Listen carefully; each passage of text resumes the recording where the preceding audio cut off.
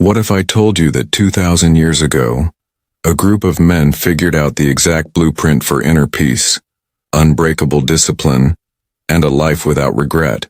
And what if the reason you feel anxious, overwhelmed, or stuck right now is because no one ever taught you what they discovered?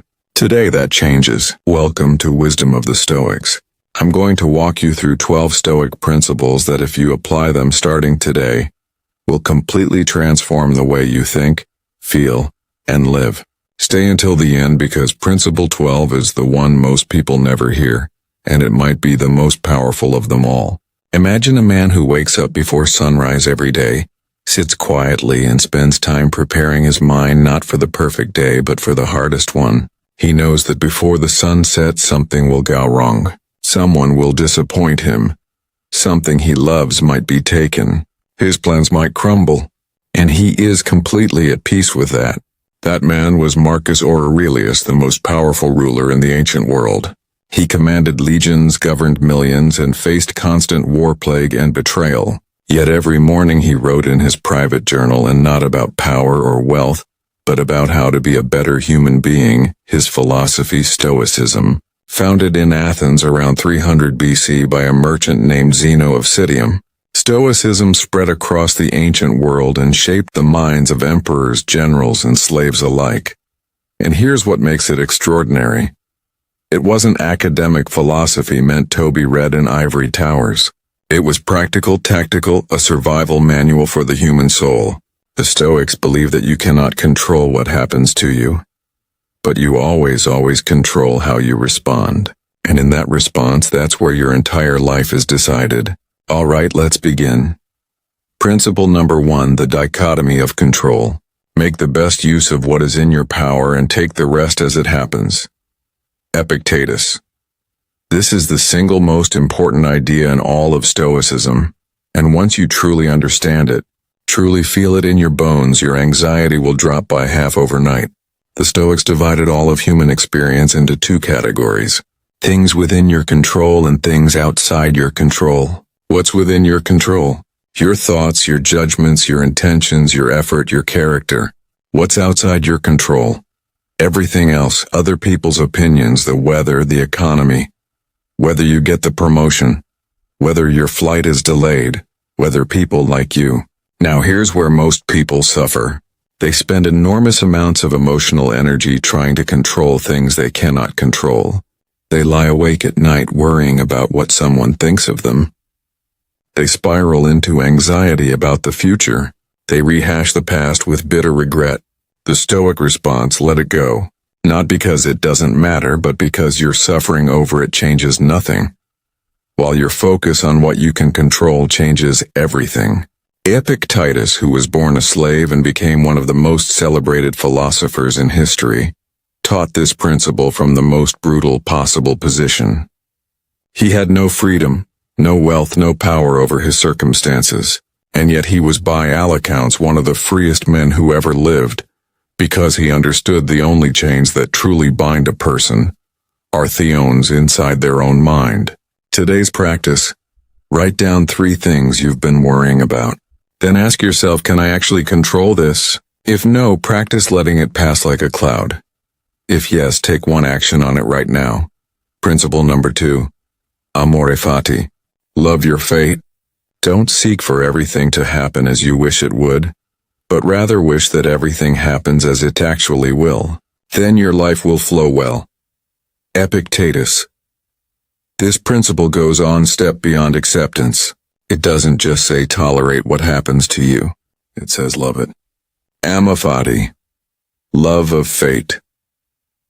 This is perhaps the most radical idea in Stoicism and also the most liberating. Think about the hardest thing that ever happened to you. A loss, a failure, a betrayal, a diagnosis, a broken relationship. Whatever it was, it broke something in you, didn't it? But now think, who did it make you? What did it force you to discover about yourself? What strength did it pull out of you that you didn't know you had? The Stoics weren't naive. They didn't pretend pain doesn't hurt. What they understood was this: resistance to pain multiplies it. Every second you spend wishing things were different, you add suffering on top of suffering. But when you look at every obstacle, every setback, every wound and say, "This is exactly what was supposed to happen and I will use it," something shifts. You stop being a victim of your life and start being its author. Friedrich Nietzsche, deeply influenced by the Stoics, said it perfectly. "That which does not kill me makes me stronger." Amorati isn't passive resignation. It's ferocious embrace. Principle number 3. Memento mori. Remember, you wildy. Let us prepare our minds as if we'd come to the very end of life. Let us postpone nothing. Let us balance life's books each day. Seneca. In ancient Rome, when a general returned victorious from battle, he would ride through the city in a triumphant procession. The crowds would roar, flowers would rain down from balconies, and riding in the chariot with him, a slave whose only job was to whisper in the general's ear, over and over, "Memento mori, remember that you will die," not to be morbid, not to dampen the celebration, but to keep the general grounded, to remind him that glory is temporary, that arrogance kills faster than any enemy, that this moment is precious because it will end. Here's the uncomfortable truth. Most of us live as if we have unlimited time. We delay the difficult conversation. We postpone the dream. We say someday to everything that matters, while we say yes to everything that doesn't. Memento mori strips away that illusion. It says you're going to die. Maybe not today, maybe not for many years, but the clock is running. And the question is not how much time you have left. The question is whether you are truly living the time you have now. The Stoics didn't let the thought of death paralyze them. They let it clarify them. It burned away everything unimportant and left only what mattered. Principle number 4. The present moment is all you have. Confine yourself to the present. Marcus Aurelius. Marcus Aurelius wrote those 4 words in his private journal. A journal he never intended anyone to read, which means he wasn't performing philosophy. He was living it, reminding himself every single day the past is gone. The future isn't here. This moment, only this moment, is real. Modern science has caught up to what the Stoics knew intuitively. Studies show that the human mind spends nearly half its waking hours not in the present, wandering to the past or the future. And during those wandering moments, people consistently report lower happiness, higher anxiety, and less sense of meaning. The Stoic didn't need a study, they could feel it. They knew that the man who obsesses over yesterday's mistakes is not learning from them. He's punishing himself. And the man who spends today terrified of tomorrow never actually lives either day. The present moment is where power lives. It's where every decision is made. Every action is taken. Every relationship is nurtured. Your entire life happens here in the now. And yet most people spend most of their time anywhere but here. Start small. For the next hour after you finish this video, every time your mind drifts to worry or regret, gently bring it back.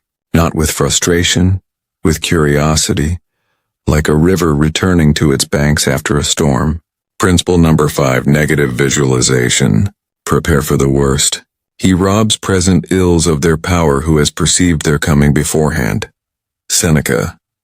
This one sounds counterintuitive, even dark. But stay with me, because this practice done correctly might be the single greatest tool for daily happiness that exists. The Stoics practiced what they called premeditatio malorum, the premeditation of evils. In plain language, regularly imagining bad things happening before they do. Now, before you click away, this is not about anxiety. This is about inoculation. Here's the difference. Anxiety imagines bad outcomes and spirals into helplessness.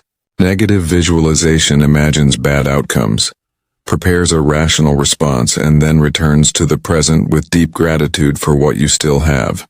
Think about something you love, your family, your health, your home, your freedom. Now, gently, not obsessively, imagine life without it. Imagine waking up tomorrow and it's gone. Feel that? That ash you just felt? That's gratitude. Raw, unfiltered gratitude for what you've right now that you walk past every single day without noticing. The Stoics used this practice to ensure that nothing they valued ever became invisible to them. And when loss actually came, as it always does, they weren't blindsided. They had already made peace with impermanence. Principle number 6, virtue is the only true good. Wealth is not among the number of good things. Virtue is the only true good. Zeno of Citium. This is one of the most challenging Stoic ideas for modern people, because we live in a world that tells us the opposite every single day. Our culture says success is good, money is good, status, fame, beauty, power, these are the goods. Get them and you'll be happy. The Stoics had a different word for these things. They called them preferred indifference, meaning yes, it's better to be healthy than sick. Yes, it's better to be financially secure than broke. But none of these things, not one, is actually the source of the good life. You've seen it yourself, haven't you? People who have everything, the money, the status, the beauty, and they are absolutely miserable. And you've probably also known someone who had almost nothing by the world's standards. And yet they had this quality, this groundedness, this warmth, this quiet dignity that made them magnetic. The Stoics would say that person had virtue. And in their system, virtue is the only thing that can never be taken from you. It doesn't depend on the market. It doesn't depend on luck. It doesn't depend on what other people do. The 4 Stoic virtues, wisdom, justice, courage, temperance, develop these and you have everything. Lack them and nothing else will fill the void. Principle number 7, the view from above, gaining cosmic perspective. You have power over your mind, not outside events. Realize this and you will find strength. Marcus Aurelius. Marcus Aurelius had a meditation he returned to again and again. He called it the view from above. When he was overwhelmed, when the pressures of governing an empire felt crushing, he would mentally zoom out. He would imagine himself looking down at Rome from above, then from higher and higher until the whole world was a pale blue dot in the vastness of space. And then he would ask, how significant is this problem in the grand sweep of time and space? Now, I'm not telling you that your problems don't matter. They do. But most of the things we agonize over, the awkward thing you said at dinner last week, the argument you had about something trivial, the opinion of someone who won't remember you in 10 years, the view from above dissolves the noise and leaves only what is truly significant. Try it now. Whatever is stressing you today, zoom out. Your neighborhood, your country, the planet, the galaxy, the universe, which is 93 billion light years across and has existed for 13.8 billion years. You are alive on a tiny rock for a brief flicker of cosmic time. And yet here you are. You have the extraordinary gift of consciousness. The capacity to love, to create, to choose. That is worth something. And most of your problems in the view from above, they dissolve. Principle number 8. Act in accordance with nature. Man is a social animal. He who lives for himself is either a beast or a god. Aristotle. A close parallel to the Stoic view. The Stoics believed that human beings have a nature, a logos, a rational, social, virtuous core. And when we live in alignment with that nature, life flows. When we violate it, we suffer. What does living according to nature mean in practice? The Stoics had a surprisingly clear answer. It means using your rational mind, not your impulses, not your fear, not your ego, to guide your choices. It means recognizing that you're part of a larger human community, and that your actions ripple outward. It means living consistently, not preaching virtue and practicing vice behind closed doors. Think about the moments in your life when you felt most at peace, most alive, most yourself. I'd wager there were moments when you were being honest, when you were helping someone, when you were doing hard, meaningful work without complaint, when you were being who you actually are, not a performance for an audience. Principle number 9, the obstacle is the way. The impediment to action advances action. What stands in the way becomes the way. Marcus Aurelius. This might be the most practically useful idea in all of Stoic philosophy, and it's one that turns the entire conventional approach to problems completely upside down. Most people view obstacles as reasons to stop. The application was rejected. The relationship failed. The business didn't work. The door is closed. The Stoic mind does something different. It looks at the obstacle and asks, what is this obstacle teaching me? How can I use this? What does this obstacle itself show me about the way forward? Thomas Edison failed 10,000 times before inventing the light bulb. Winston Churchill lost every major political race before his finest hour. Oprah Winfrey was fired from her first television job and told she was unfit for TV. In every case, the obstacle wasn't a detour from the path. The obstacle was the path. The failure forged the person who could succeed. What's in your way right now? Really think about it and then ask the Stoic question. What if this isn't in my way? What if this is the way? Principle number 10, sympathia. We are all connected. What injures the hive injures the bee. Marcus Aurelius. Here's something many people get wrong about Stoicism. They think it's cold. They think it's about becoming an emotionless robot who doesn't care about others. Nothing could be further from the truth. The Stoics believed deeply in what they called sympathia, the interconnectedness of all things, the idea that we are not isolated individuals fighting against the world, but nodes in a vast web of relationship, responsibility, and mutual obligation. Marcus Aurelius, despite being the most powerful man in the world, wrote repeatedly about his duty to others, to his subjects, to his family, to strangers. He understood that this own flourishing was inseparable from a flourishing of those around him in a world that increasingly tells us to optimize for ourselves, to be the main character of our own story and treat everyone else as supporting cast. The Stoic vision of sympathia is radical. It says your neighbor's suffering diminishes you. The stranger who struggles on the other side of the world is not separate from you. To build a genuinely good life is to build it in community and service and relationship. The most fulfilled people you know, I'd be willing to bet they are not the most isolated. They are the most connected, the most generous, the most genuinely invested in the lives of others. Principle number 11, voluntary discomfort. Choosing the hard path.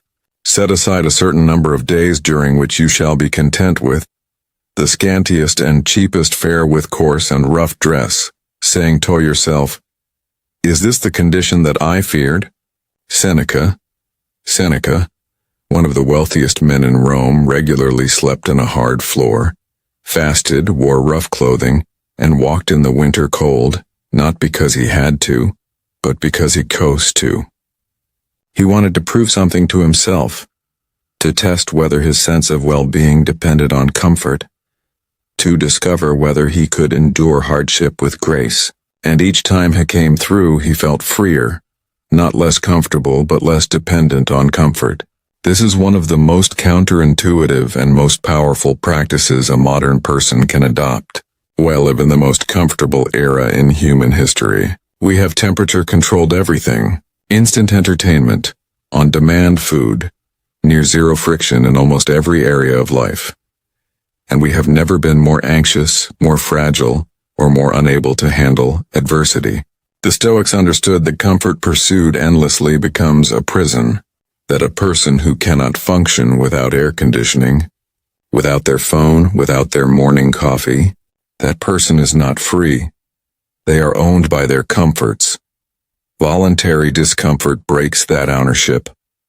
It says, I choose to be uncomfortable. I choose the cold shower. I choose the hard conversation.